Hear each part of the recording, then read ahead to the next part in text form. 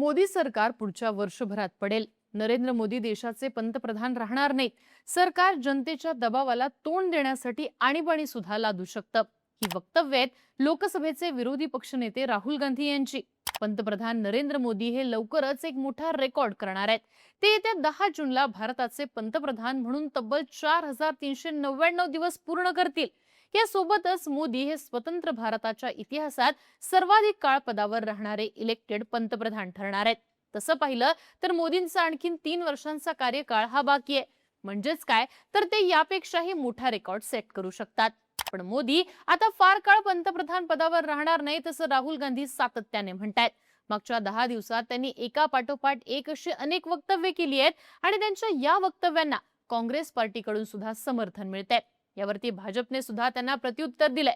पण राहुल गांधी असं वारंवार का म्हणतायत? मोदी राजीनामा देणार, ते देशामध्ये आणीबाणी लादू शकतात, अशा शक्यता त्यांनी का वर्तवलेल्या आहेत? राहुल गांधींच्या या दाव्यामागची नेमकी कारणं आहेत काय? देशात हे खरंच घडू शकतं का? समजून घेऊयात या व्हिडिओच्या माध्यमातून. नमस्कार, मी आरती आणि तुम्ही बघताय बोल व्हिडिओ. तर सगळ्यात आधी राहुल गांधी नेमकं काय म्हणाले ते पाहूयात. राहुल गांधी हे बुधवारी नवी दिल्लीत काँग्रेस पार्टीच्या नॅशनल ट्रायबल प्रोफेशनल कॉन्क्लेव्हला संबोधित करत होते. या कार्यक्रमात बोलताना त्यांनी पंतप्रधान मोदी यांच्यासह देशाच्या भविष्याबद्दल अनेक दावे केलेत.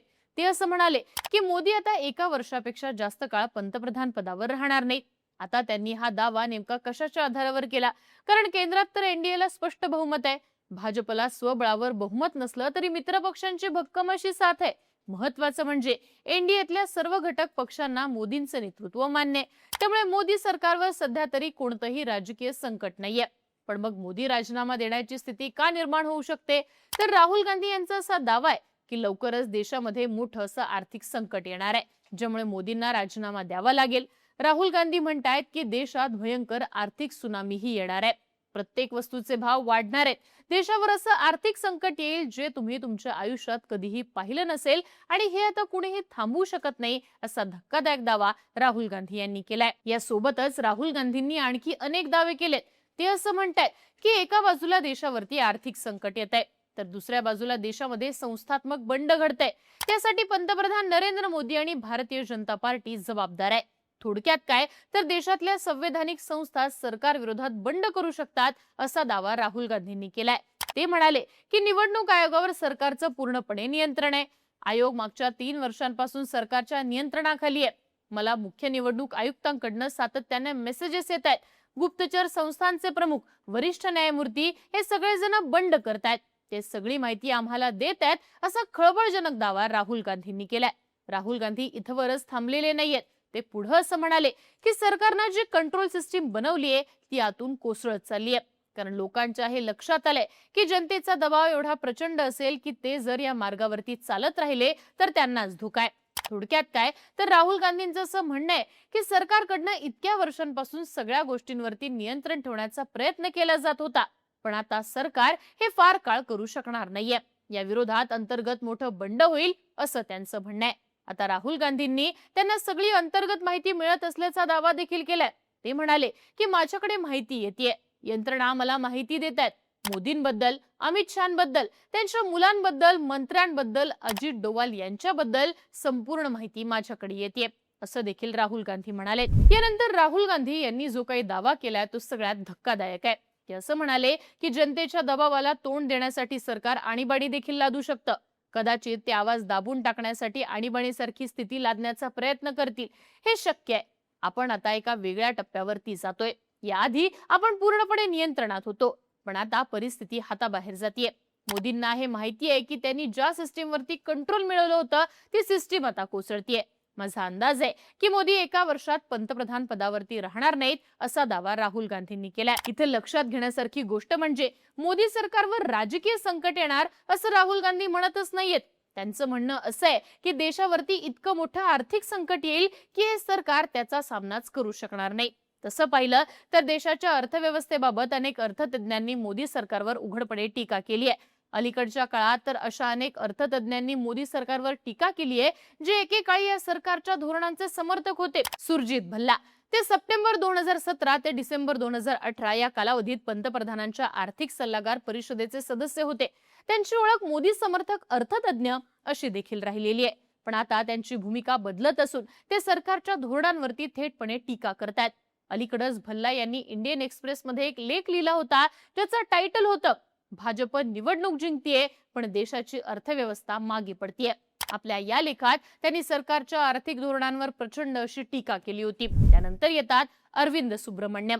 ते 2014 ते 2018 या काळात मोदी सरकारमध्ये मुख्य आर्थिक सल्लागार होते. त्यांनी सुद्धा अलीकडेच लिहिलेल्या एका लेखात मोदी सरकारच्या धोरणांवर टीका केली आहे. ते असं म्हणाले की रुपयाचं सध्याचं संकट हे फक्त इराण विरुद्ध अमेरिका संघर्षाचा परिणाम नाहीये. हा संघर्ष सुरू होण्याच्या आधीपासूनच इतर चलनांच्या तुलनेत रुपया कमकुवत झाला होता. माजी पंतप्रधान मनमोहन सिंग यांचे मीडिया ऍडवायझर राहिलेले आणि द ऍक्सिडेंटल प्राईम मिनिस्टर या प्रसिद्ध पुस्तकाचे लेखक संजय बारू हे सुरुवातीच्या काळात मोदींच्या धोरणांची प्रशंसा करायचे, पण आता त्यांची भूमिका देखील बदललेली आहे. संजय बारू म्हणतात की या सरकारमध्ये प्रत्येक चांगली बातमी फार मोठी करून सांगितली जाते, तर प्रत्येक वाईट बातमी दाबून टाकली जाते. भारत जेव्हा जगातली तिसरी सगळ्यात मोठी अर्थव्यवस्था बनण्याच्या वाटेवर होता, तेव्हा या गोष्टीचा खूप प्रचार करण्यात आला. पण आज भारताची अर्थव्यवस्था घसरून 6व्या क्रमांकावर आली आहे. पण हे का घडलं असं विचारणारे लोक फार कमी आहेत. आता हे सगळे धागे पकडूनच राहुल गांधींनी मोदी सरकार फार काळ टिकणार नाही असे दावे केलेले आहेत.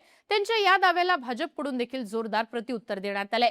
भाजप प्रवक्ते प्रदीप भंडारी यांनी राहुल गांधींच्या वक्तव्यावर प्रतिक्रिया देताना म्हटलंय की त्यांना देशामध्ये लोकशाही संकट निर्माण करायचंय. जॉर्ज सोरोस आणि राहुल गांधी यांना मिळून देशामध्ये अराजकता पसरवायची आहे. भाजप प्रवक्ते शहजाद पुनावाला यांनी देखील राहुल गांधींच्या या वक्तव्यांना उत्तर दिले. ते असं म्हणाले की राहुल गांधी स्वतः अशा कुटुंबातून येतात ज्यांचा इतिहास आणीबाणीशी जोडलेला आहे. म्हणूनच त्यांना वाटतं की प्रत्येक जण आणीबाणी लादणार आहे. भारतात संविधानाचं उल्लंघन एकदाच झालं होतं आणि ते इंदिरा गांधींनी केलं होतं. त्यांनी ज्या प्रकारे संवैधानिक संस्था कमकुवत केल्या होत्या हे सगळ्यांनाच माहितीये. राहुल गांधी हे लोकांना घाबरवून त्याचा राजकीय फायदा उचलण्याचा प्रयत्न करतात. त्यांनी भारताला बदनाम करण्याचा अजेंडा पूर्णपणे थांबवायला पाहिजे असं शहजाद पुनावाला म्हणाले. एकूणच काय तर राहुल गांधी यांची देशात आणीबाणी लागणार, मोदी एका वर्षात राजीनामा देणार ही वक्तव्य फार मोठी आणि महत्वाची आहेत. मागच्या काही दिवसांमध्ये त्यांनी फक्त एकदा नाही तर अनेकदा अशी वक्तव्य केली आहेत.